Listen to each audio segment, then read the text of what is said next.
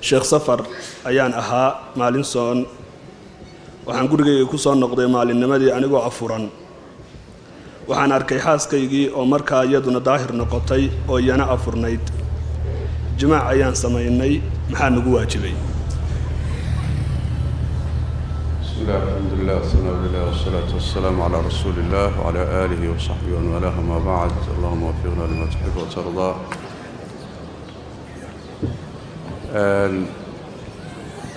su-aasha jawaabteedu waxa weeye waxba idinkuma waajibayaan wax kafaaraana idinkuma waajibayso wax dembi ana maydaan gelin cala asaxiix min aqwaali ahli ilcilmi maxaa yeelay isaguna safar buu ahaa oo afurka uu afuran yahay shareecadaa u bannaysay iyaduna caaday qabtay gelinkii hore ama xilligaa ka hor oo shareecadaa u bannaysay inay afurto labaduba way afurnaayeen oo waxay u afurnaayeen afur ay shareecadu u oggolaatay oo bannaan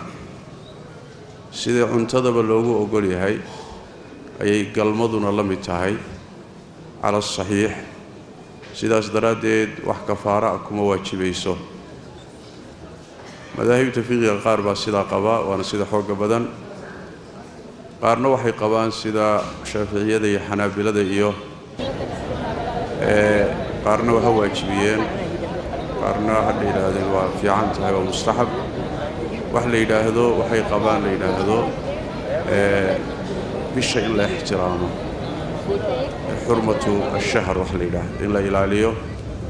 oo xurmatu shahri waxay ka wadaan ruuxii isagoo maalintii afurnaa shareecadu afurisay